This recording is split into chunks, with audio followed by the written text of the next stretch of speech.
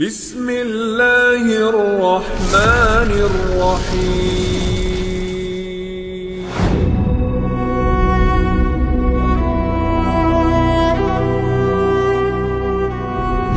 Salawat dan juga salam kita hadiahkan kepada Rasul kita Nabi besar Muhammad sallallahu alaihi wa ala alihi wasallam. Kita lanjutkan kajian kita, masih membahas kitab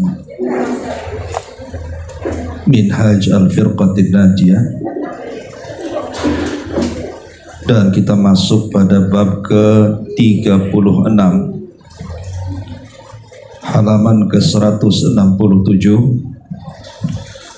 tentang keutamaan membaca salawat untuk Nabi kita Muhammad sallallahu alaihi wasallam.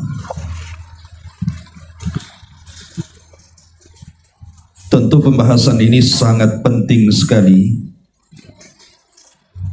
karena berkaitan dengan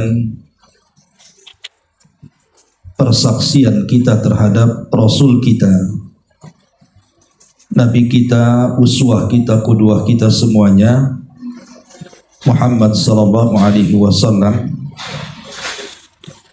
yang merupakan Nabi akhiruz zaman, yang Allah subhanahu wa ta'ala utus sebagai rahmatan lil alamin. Tidak memperpanjang mukaddimah, di sini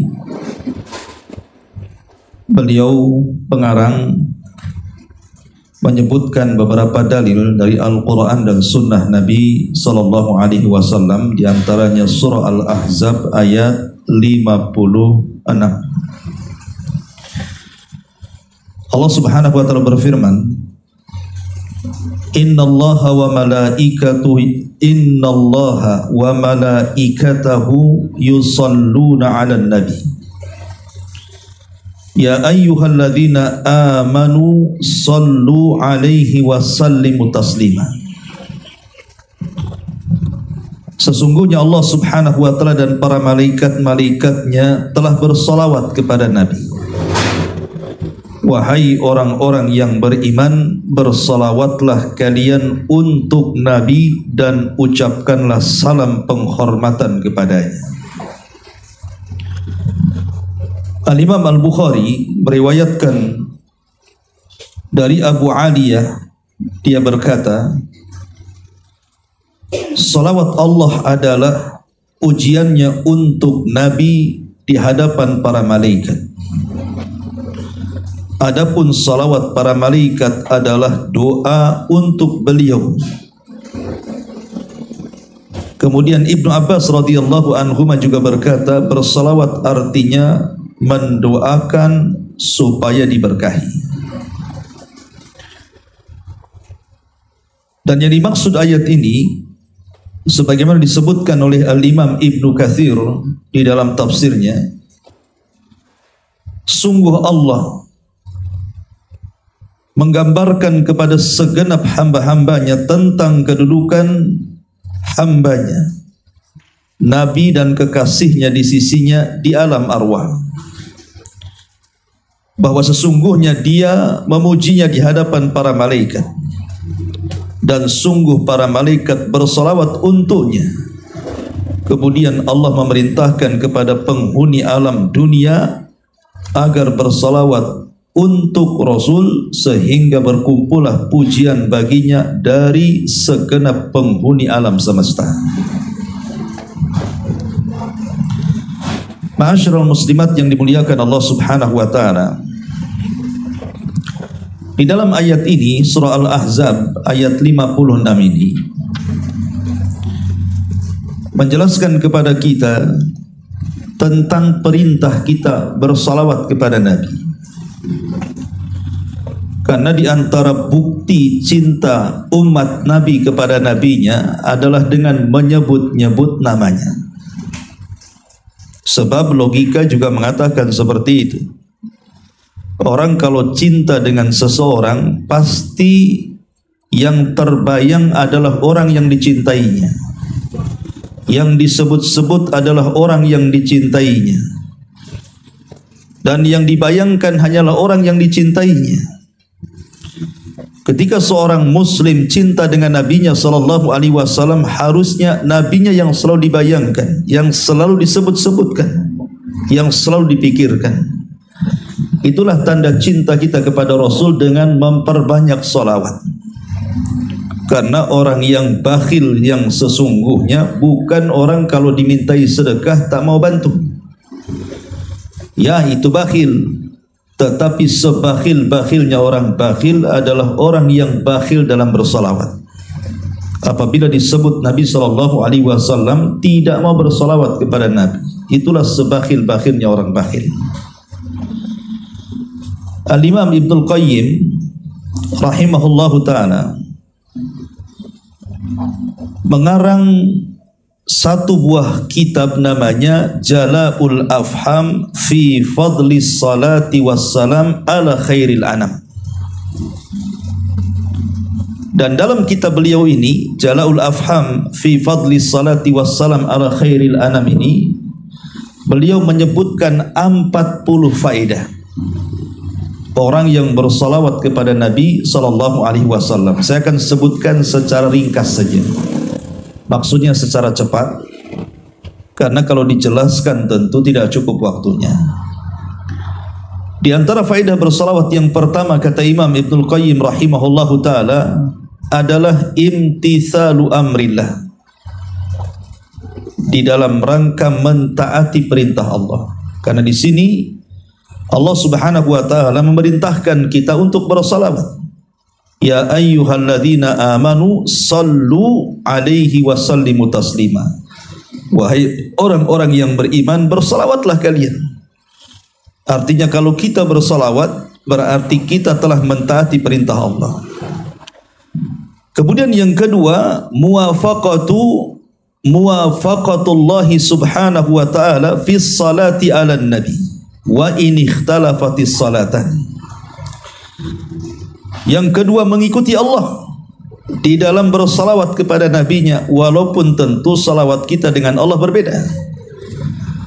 Karena ketika Allah subhanahu wa ta'ala bersalawat kepada nabi kita, artinya Allah subhanahu wa ta'ala sedang memuja-muji nabi kita, di mana di seluruh alam semesta, baik di alam arwah ataupun di alam dunia, dan disaksikan oleh para malaikat ketika Allah memuji Nabi sallallahu alaihi wasallam.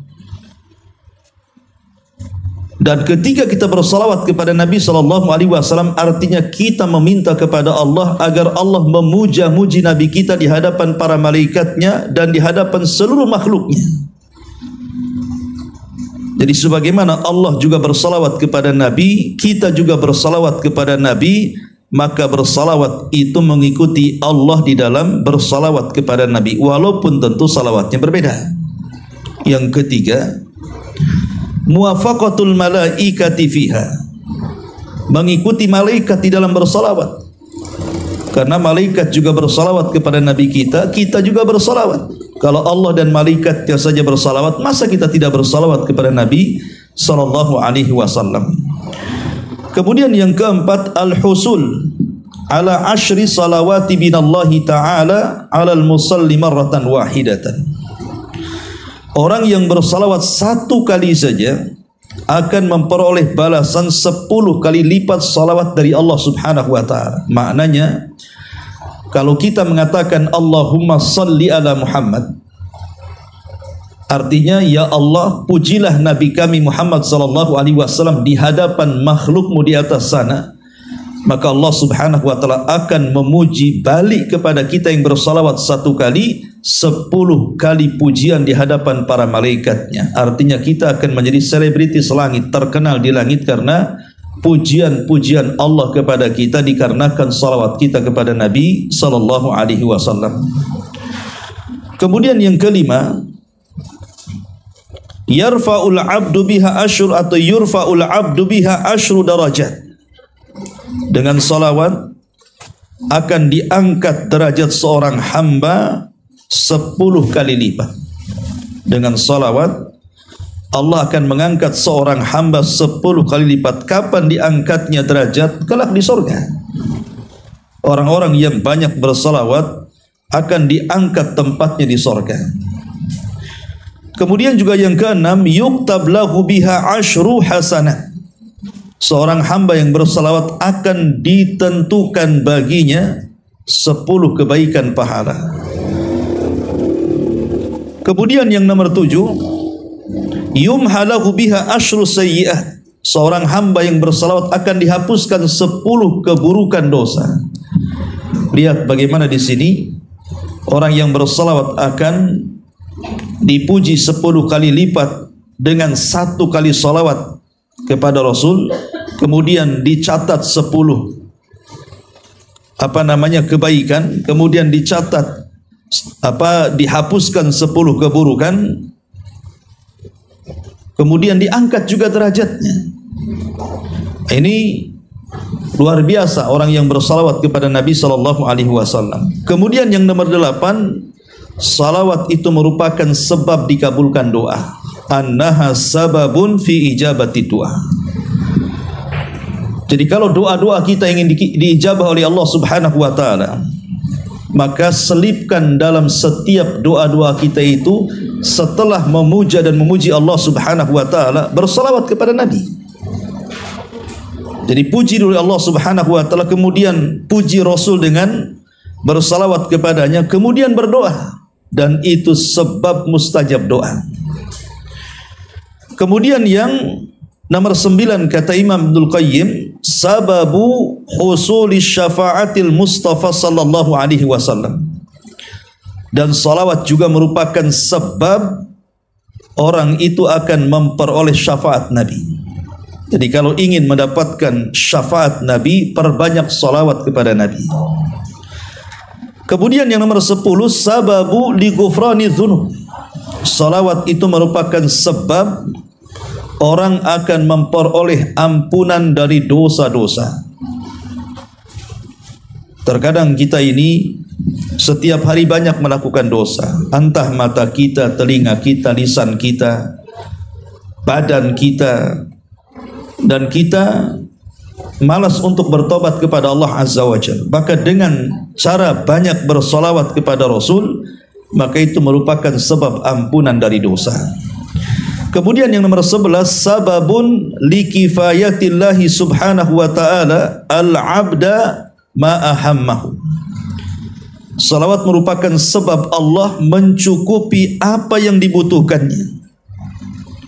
Jadi salawat itu adalah menjadikan sebab bagi seorang hamba yang sedang bingung, yang sedang stres karena sebuah persoalan, maka dengan memperbanyak salawat akan dicukupkan apa yang dimaukannya. Makanya dahulu ada seorang sahabat namanya Ubay ibn Ka'ab radhiyallahu anhu. Ubay ibn Ka'ab radhiyallahu anhu. Jadi Ubay ibn Ka'ab ini datang kepada Nabi sallallahu alaihi wasallam, kemudian bertanya, "Ya Rasulullah, inni uqsiru salata 'alaika, fakam aj'alu laka min salati?" Kata Ubay ibn Ka'ab, "Wahai Rasul, saya ingin memperbanyak salawat untukmu. Kira-kira berapa banyak aku harus bersalawat untukmu dari doa-doaku?" Maka Rasulullah SAW mengatakan, "Ma syi'ta, terserah engkau wahai Ubay." Qala, maka aku katakan, "Qultu ar-rubu'." Kata Ubay, "Bagaimana kalau 1/4 dari doaku aku gunakan untuk bersalawat kepadamu?" Qala, maka Rasul mengatakan, "Ma syi'ta, terserah engkau, fa in zidta fa huwa khairun laka." Terserah engkau wahai Ubay, kalau engkau mau nambah lagi itu lebih baik bagimu. Maka Ubay bin Ka'ab mengatakan, "An-nisfu, bagaimana kalau separuh doaku kugunakan untuk salawat kepadamu wahai Rasul?" Qala, maka Rasul mengatakan, "Ma syi'ta fa in zidta fa huwa khairun laka." Terserah engkau wahai Ubay, kalau engkau mau menambahnya itu lebih baik bagimu. Qala, maka Ubay mengatakan, "Fathulutsain, bagaimana kalau 2/3 dari doaku kuhabiskan untuk bersalawat kepadamu?" Maka Rasul mengatakan, ma syi'ta fa izzitta fa huwa khairun laka. Terserah engkau, kalau engkau mau menambahnya itu lebih baik bagimu.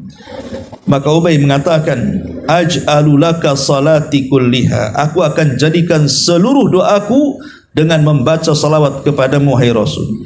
Lihat bagaimana ucapan Nabi SAW, idzan tufahammu wa yughfar laka dzambuk.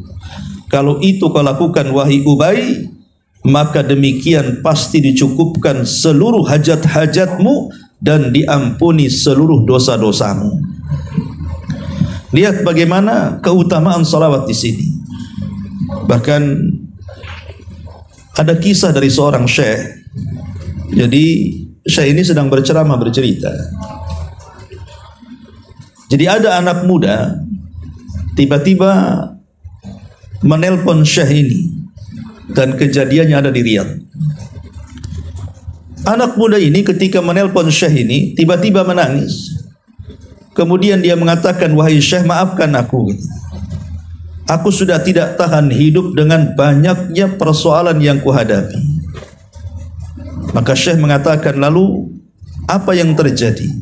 Maka anak muda ini mengatakan, pokoknya aku tidak bisa menceritakannya.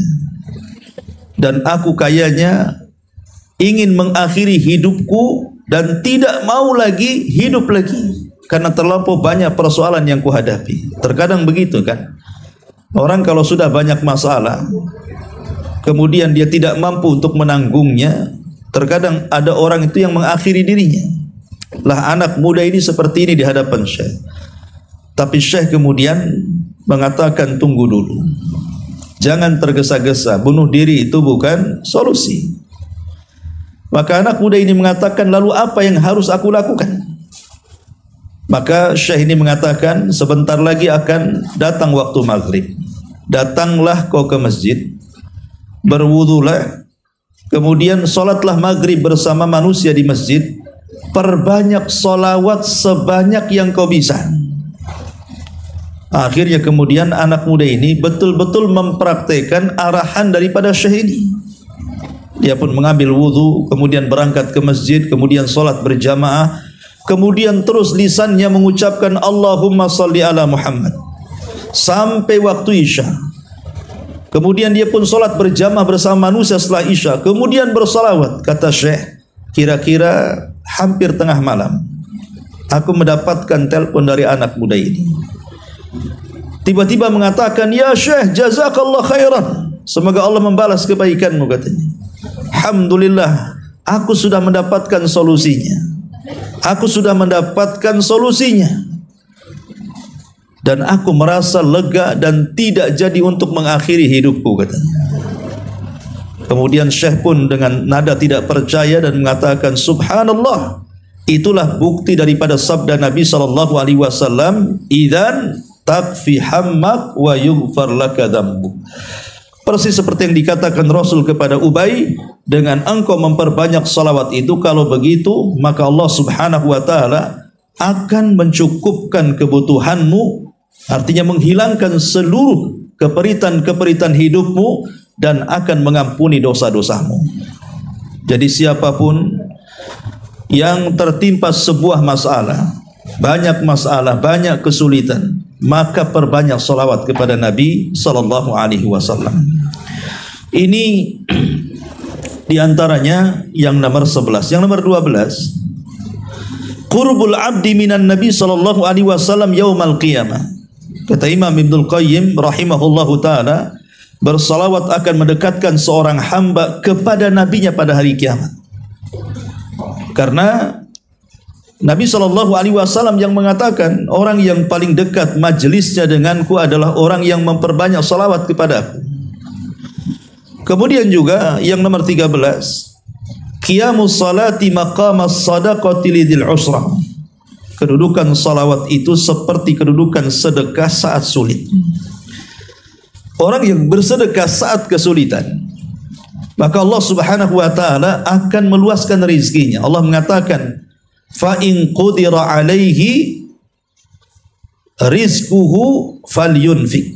Allah mengatakan, kalau seandainya disempitkan rizkimu, maka bersedekahlah. Kalau seandainya disempitkan rizkimu, kata Allah, bersedekahlah. Karena dengan sedekah itu bisa melapangkan rizki seseorang. Lah kedudukan salawat itu sama dengan orang yang bersedekah di waktu sulit.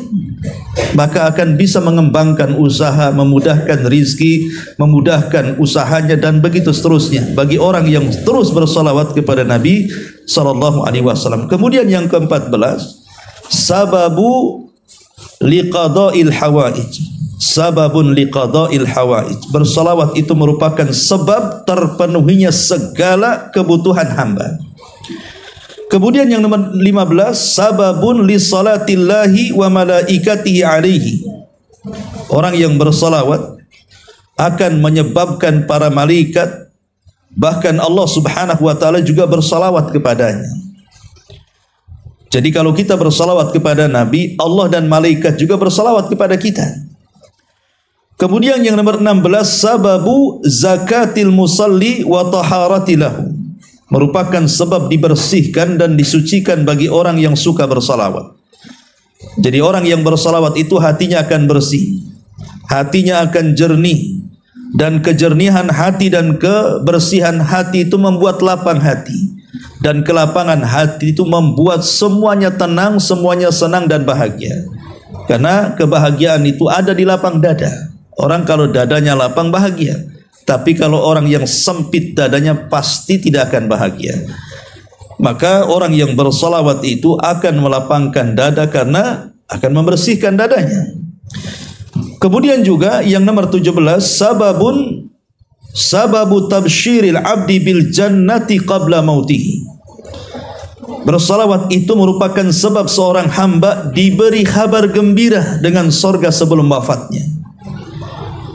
Jadi orang-orang yang banyak bersalawat dan dia istiqamah dengan salawatnya, maka saat kematiannya akan datang para malaikat dan mengatakan, alla takhafu wa la tahzanu wa abshiru bil jannati allati kuntum tu'adun. Jangan takut, jangan sedih, karena Allah telah menghadiahkan sorga untukmu. Kemudian juga yang nomor 18, kata Imam Ibnul Qayyim, sababun najati min ahwali yaumal qiyamah.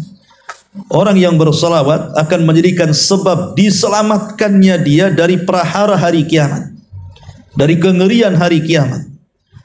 Kemudian juga yang nomor 19, sababu tadzakkur al-abdi manasya. Bisa merupakan sebab ingatnya seorang hamba terhadap apa yang ia lupakan.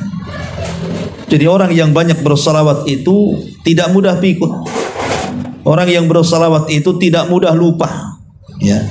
Kemudian juga yang nomor 20, sababu raddis salamin Nabi sallallahu alaihi wasallam 'alal musalli, merupakan sebab orang yang mengucapkan salawat dan juga salam akan memperoleh balasan langsung yang sama dari Nabi sallallahu alaihi wasallam. Bahkan kalau kita bersalawat kepada Rasul, maka ruh Nabi sallallahu alaihi wasallam akan pulang ke jasadnya kemudian menjawab salam kita.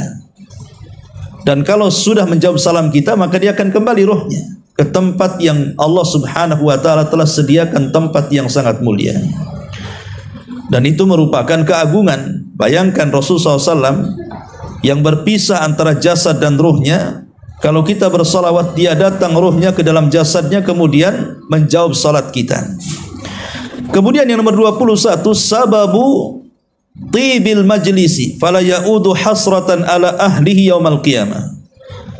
Merupakan sebab diperolehnya tempat berkumpul yang baik di hari kiamat, yang tidak ada penyesalan kembali kepada mereka.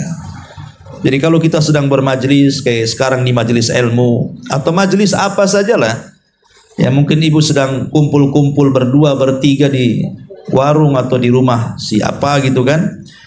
Maka kalau sudah berkumpul entah dalam rangka apa gitu kan, jangan lupakan salawat. Jangan lupakan salawat di situ. Karena seburuk-buruk majlis itu adalah majlis yang tidak disalawati di situ. Tapi sebaik-baiknya majlis yang tidak akan ada penyesalan pada hari kiamat adalah majlis yang dibacakan salawat di situ. Maka jangan bakhil bersalawat. Kemudian yang nomor 22, sababu nafil faqri. Salawat itu merupakan sebab hilangnya kefakiran. hilangnya kefakiran. Makanya ada seorang, saya juga bercerita, ada seseorang pengusaha, pasti ceritanya di Riyadh juga, tapi dia asalnya orang Mesir. Jadi orang Mesir tinggal di Riyadh, di Arab Saudi, dan dia sudah memiliki iqamah di sana dan sudah lama berada di Saudi. Jadi satu hari usahanya kemalangan sehingga mengalami kebangkrutan yang luar biasa dan susah untuk bangkit.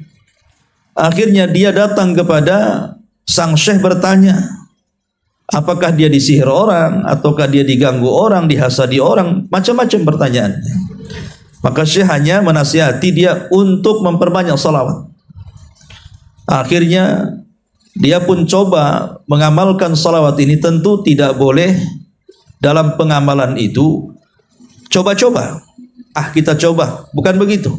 Ya, mengamalkan ajaran Nabi SAW harus ada keyakinan, karena Rasul SAW itu tidak pernah mengucap kecuali dengan wahyu, bukan hawa nafsu. Maka kalau mengamalkan sesuatu jangan dicoba-coba, tetapi harus diamalkan penuh dengan keyakinan dan mencontoh Nabi SAW. Jadi bapak dari Mesir ini berusaha untuk mengamalkan apa yang difatwakan oleh syekhnya tadi. Terus bersalawat sampai 40 hari. Dia bersalawat itu. Pokoknya selama lidahnya tidak capek, maka dia terus bersalawat. Kecuali kalau lidahnya capek atau mungkin tidur gitu ya, maka dia berhenti salawat. Tapi kalau dia terjaga, dia terus bersalawat. Belum sampai 40 hari, tiba-tiba Allah Subhanahu wa ta'ala kembalikan lagi usahanya. Ada orang yang datang memberikan modal, kemudian bangkit lagi usahanya. Itu kan semua karena izin Allah Subhanahu wa ta'ala. Taib. Kemudian juga ini yang kedua-dua, yang dua-tiga, sababun nafil bukhli anil abdi. Bersalawat itu menyebabkan hilangnya kebakhilan bagi seorang hamba. Karena saya katakan tadi bahwa orang yang bakhil itu hakikatnya adalah orang yang bakhil bersalawat kepada Nabi sallallahu alaihi wasallam. Kemudian yang nomor 25, sababu tariqil jannah li'annaha tarmi bi sahibiha ala tariqil jannah, merupakan sebab jalan ke sorga karena salawat ini akan mendorong pelakunya ke dalam sorga. Dan ini sebuah nikmat, ya, bahwa Allah Subhanahu wa ta'ala memberikan jalan mudah kepada kita ke dalam sorganya dengan salah satunya banyak bersalawat kepada Nabi sallallahu alaihi wasallam. Kemudian yang nomor 26, an-najatu min natanil majlis alladzi la yudhkar fihi Allah wa rasuluhu sallallahu alaihi wasallam. Selamat dari busuknya sebuah majlis, buruknya sebuah majlis yang tidak disebut nama Allah di dalamnya dan tidak pula disebut nama Rasulullah sallallahu alaihi wasallam. Kemudian yang nomor 27, sababu tamamil kalami fil khutabi wa ghairiha, merupakan sebab sempurnanya satu ucapan baik di saat khutbah atau yang lainnya. Mungkin sedang berpidato atau menyampaikan sebuah visi misi atau sedang menyebutkan ya prakata gitu ya, ketika dalam acara-acara tertentu. Maka kalau orang bersalawat itu merupakan kesempurnaan sebuah ucapan. Kemudian yang nomor 28, sababu wufur nuril abdi ala sirat, merupakan sebab diperolehnya cahaya yang berlimpah bagi seorang hamba saat meniti titian siratal mustaqim. Kita tahu bahwa kalau kita cerita akhirat, ketika manusia itu sudah dihisab dan tinggal menyeberangi titian saja, artinya semua sudah dilalui, dari mizannya, dari pengambilan suhufnya, dari hisabnya. Kemudian manusia sudah dihadapkan dengan titian. Disitulah Allah akan gelapkan segelap-gelapnya. Dan Allah akan berikan cahaya masing-masing sesuai dengan kadar iman dan amalnya. Lah orang yang banyak bersalawat akan dilimpahkan cahayanya. Kita kalau berjalan di tengah malam, kalau terang benerang, maka kita bisa memilih jalan. Kita akan tenang, tidak takut nabrak sana nabrak sini, nginjak lubang, nginjak hal-hal yang membahayakan. Tapi kalau gelap nggak dapat cahaya atau mungkin remang-remang, mikir kita mau jalan, nanti apa pula yang ditabrak dia. Lah di sini orang-orang yang bersalawat kepada Nabi SAW, kata Imam Ibnul Qayyim, merupakan sebab diperolehnya cahaya yang berlimpah bagi seorang hamba taat saat berada di titian sirat. Kemudian yang nomor 29, sababu khurujil abdi minal jafa, merupakan sebab tersingkirnya antipati pada seorang hamba. Maksudnya seorang hamba kalau banyak bersalawat itu akan lembut hatinya. Seorang hamba yang bersalawat itu tidak akan mudah marah, mudah emosi gitu ya. Tidak keras dengan orang, diberikan kelembutan sehingga mudah bermuamalah dengan manusia. Kemudian yang nomor 30, sababu li ibqaillahi ta'ala as-sana al-hasan lil musalli alaihi baina ahli samai wal ard, merupakan sebab langgengnya sanjungan yang baik bagi orang yang bersalawat kepada Nabi di antara penghuni langit dan bumi. Artinya nama kita akan disebut-sebut semua makhluk karena pujian Allah kepada kita. Malaikat akan menyanjung kita, kemudian makhluk Allah yang lainnya juga akan menyanjung kita, dan kita akan menjadi selebritis di alam semesta. Kemudian juga yang nomor 31, sababul barakati alal musalli, sebab keberkahan bagi orang yang bersalawat. Hidupnya akan berkah. Dan berkah itu artinya luzumul khairi wastiqrar, tetapnya kebaikan dan tidak akan hilang. Itulah berkah. Rumah kalau diberkahi maka akan dapat ketenangan. Rumah yang tidak diberkahi maka tidak akan dapat ketenangan. Maka orang yang bersalawat kepada Rasul maka akan turun berkah kepada kehidupannya. Berkah anaknya, berkah keluarganya, berkah usahanya, dan berkah-berkah yang lainnya. Kemudian nomor 32, sababu naili rahmatillahi azza wa jal, orang yang bersalawat itu sebab diperoleh rahmat Allah subhanahu wa ta'ala. Dan kita tahu kita berhajat kepada rahmat, karena orang masuk surga juga bukan karena amalannya, tapi karena rahmat Allah subhanahu wa ta'ala. Kemudian yang nomor 33, sababu dawami mahabbati Rasulillah sallallahu alaihi wasallam, sebab langgengnya kecintaan Rasul kepada kita. Walaupun Rasul sudah meninggalkan kita, sudah meninggal 14 abad yang silam, tapi dengan banyaknya menyebut nama Nabi sallallahu alaihi wasallam, maka Rasul akan cinta dengan kita. Kapan itu? Kelak kalau kita berjumpa dengan beliau setelah kematian kita. Kemudian juga yang nomor 35, sababu hidayatil abdi wa hayati qalbihi, sebab diperolehnya hidayah bagi seorang hamba dan kehidupan bagi hatinya. Jadi orang yang banyak bersalawat itu hatinya mudah menerima kebenaran, hatinya mudah menerima nasihat, sehingga dia bisa berjalan di jalan yang benar, senantiasa dibimbing, dituntun ke jalan yang hak. Kemudian yang nomor 36, sababu irdi ismil musalli ala nabi sallallahu alaihi wasallam, sebab kehormatan bagi nama orang yang bersalawat kepada Nabi. Kita akan dapat kehormatan di sisi Allah dan juga di sisi Rasulnya. Kemudian 37, sababu tathbitil qadami ala sirat, sebab dikokohkan pijakan kita di atas titian. Tidak mudah tumbang, tidak mudah jatuh, karena di bawah titian itu jahanam masalahnya.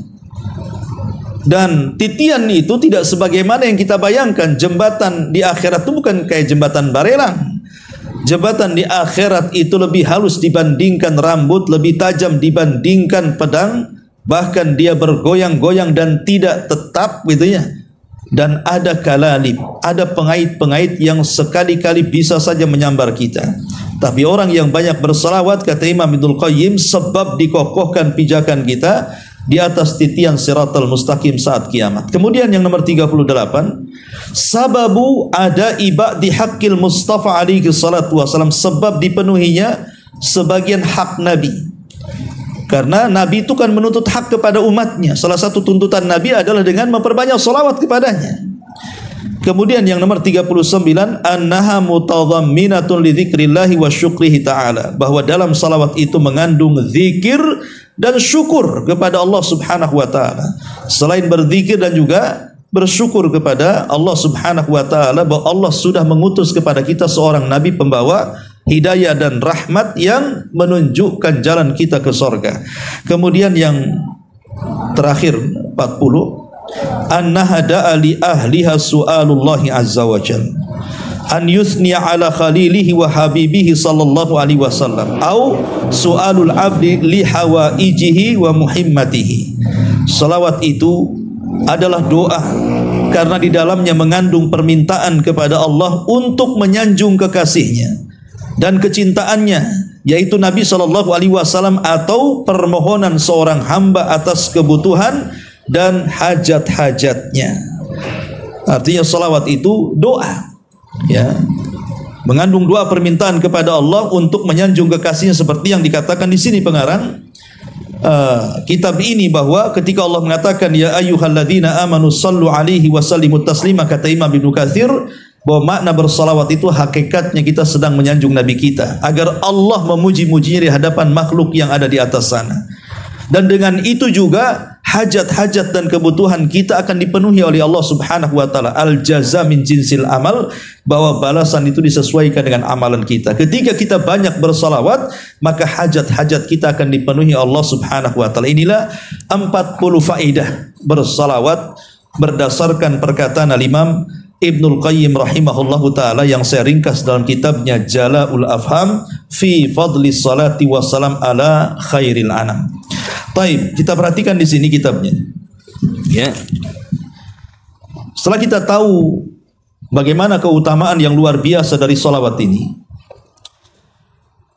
di sini beliau mengatakan pertama, kandungan ayat surah Al-Ahzab tadi, Allah memerintahkan kita agar mendoakan dan bersalawat untuk Rasulullah, bukan sebaliknya, memohon kepada beliau sebagai sesembahan selain daripada Allah, atau membaca Al-Fatihah untuk beliau sebagaimana yang dilakukan oleh banyak manusia. Jadi perintah kita kepada Rasul itu bersolawat, bukan menjadikan Rasul Tuhan selain Allah, bukan kita menyembahnya.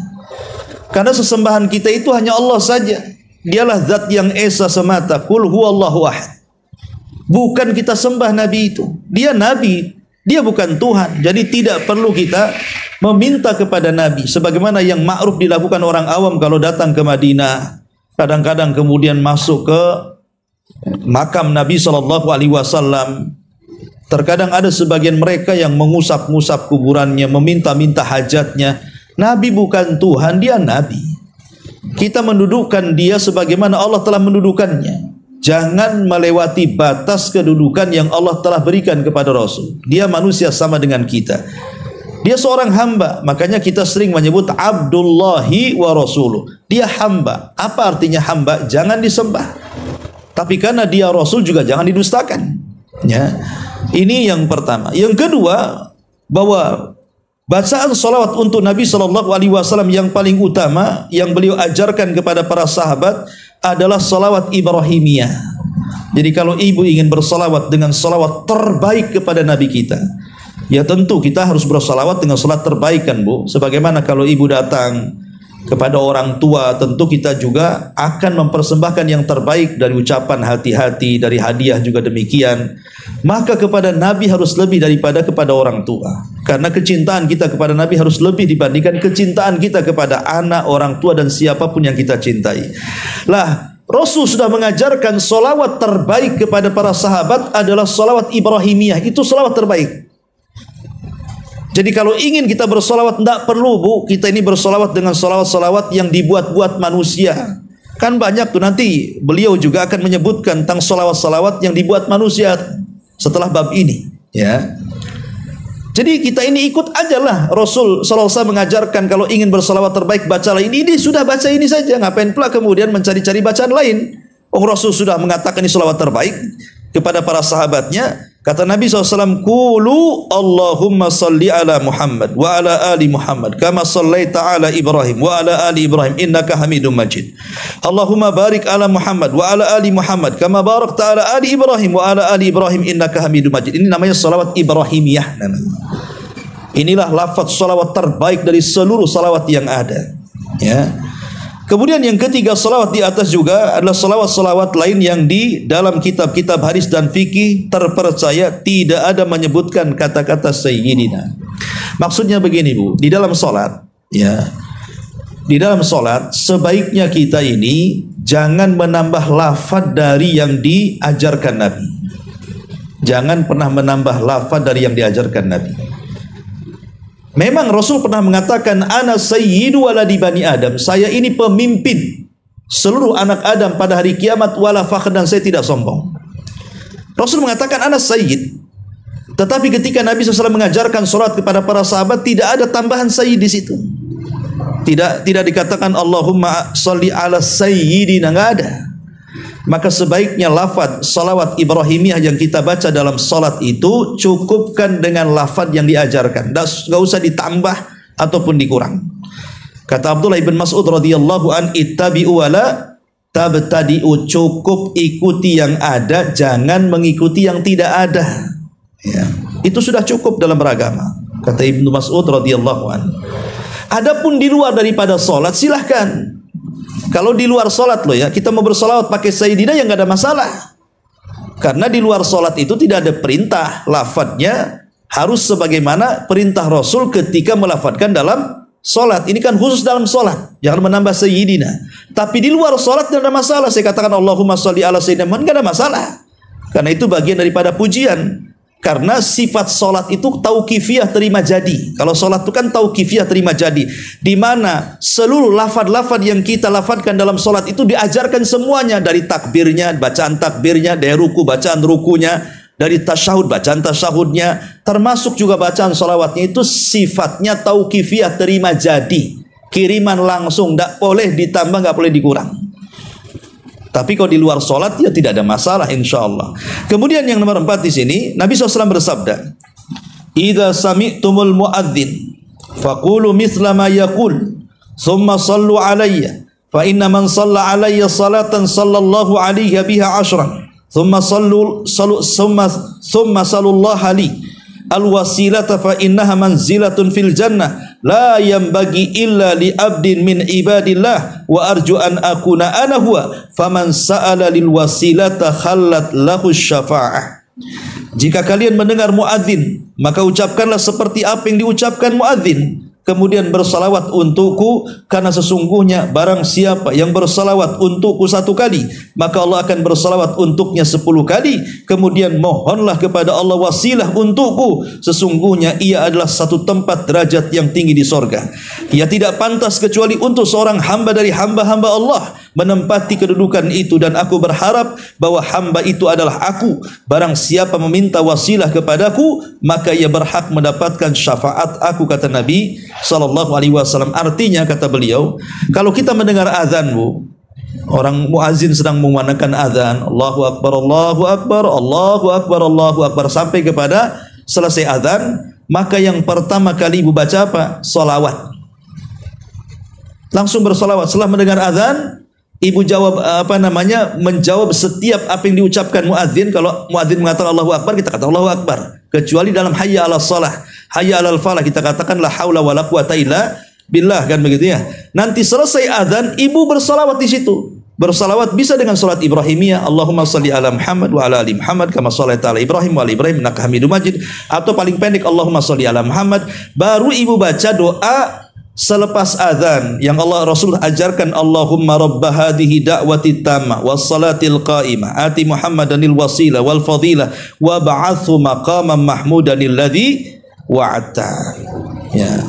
Ya Allah, Rabb yang memiliki seruan yang sempurna ini dan salat yang akan didirikan, berikanlah untuk Muhammad wasilah derajat dan keutamaan, dan tempatkanlah dia di tempat terpuji sebagaimana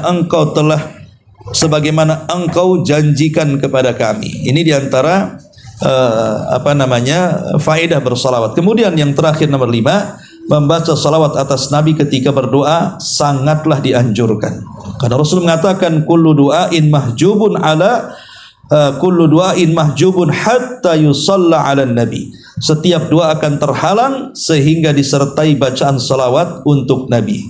Dan Rasul mengatakan innalillah malaikatan sayyahina fil ardi yuballighuni an ummatis salam. Sesungguhnya Allah memiliki malaikat yang bertualang di bumi, mereka menyampaikan kepadaku salam dari umatku kepadaku. Jadi kalau seandainya kita mengucapkan Allahumma sholli ala Muhammad, ini ada malaikat yang mendengarkannya. Kemudian malaikat ini langsung melesat ke kuburan Nabi. Kemudian memberitahu, wahai Nabi, ya, bahwa si fulan bersalawat kepadamu. Bayangkan sampai Allah ciptakan satu malaikat yang tugasnya hanya mencari orang yang bersalawat. Jadi siapa yang ada orang bersalawat satu dunia itu banyak kan. Tapi Allah juga maha banyak para malaikatnya. Malaikat tuh lebih banyak jumlahnya dibandingkan kita. Jadi ada malaikat-malaikat itu yang tugasnya hanya mencari orang yang bersalawat saja. Kalau ada orang bersalawat, langsung dia melesat ke kuburan Nabi, dan ruhnya Nabi akan kembali ke kuburannya. Kemudian malaikat akan mengatakan, wahai Nabi, si fulan bersalawat kepadamu. Maka Rasul akan menjawab salawat kita sallallahu alaihi wa ala alihi wasallam, ya. Kemudian juga kata beliau, bersalawat untuk Nabi sangat dianjurkan, terutama pada hari Jumat. Dan ia termasuk amalan yang paling utama untuk mendekatkan diri kepada Allah. Bertawassul dengan salawat ketika berdoa adalah dianjurkan, sebab itu termasuk amal saleh. Karena itulah sebaiknya kalau kita berdoa seperti ini: Allahumma bi salati ala nabiyyika farrij anni kurbati wa sallallahu ala Muhammadin wa ala alihi wasallam. Ya Allah, dengan salawatku untuk nabimu, hilangkanlah dariku kesusahanku. Semoga Allah melimpahkan berkah dan keselamatan untuk Muhammad dan keluarganya. Berdoa seperti ini. Jadi kalau ibu ada masalah gitu kan, dirundung masalah, namanya masalah hidup itu kan macam-macam. Ada masalah keluarga, ada masalah ekonomi, ada masalah kesehatan, ada masalah dengan ucapan, dan macam-macam masalah itu kan. Lah kalau kita ingin supaya masalah-masalah yang demikian rumit ranconya dan kita susah keluar dari masalah itu, maka cobalah kita ini bertawassul dengan amal soleh. Lah salah satu tawassul dengan amal soleh adalah bertawassul dengan salawat, dengan cara mengatakan Allahumma bi salati ala nabi farrij anni kurbati.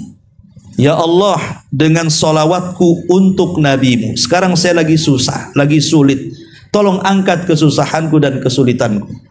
Wa sallallahu ala Muhammad wa ala alihi wasallam. Semoga salawat dan juga keselamatan hanya untuk Nabi dan keluarganya. Kalau kita tidak bisa bahasa Arabnya, ya bahasa Indonesianya saja kan itu.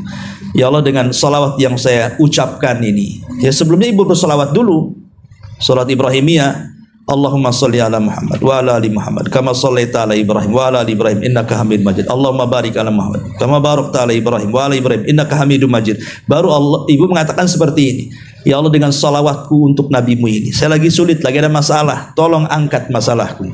Begitu. Kalau tidak bisa bahasa Arabnya, ya pakai bahasa Indonesia. Insya Allah Allah tahu permintaan kita. Itulah namanya tawassul dengan amal saleh.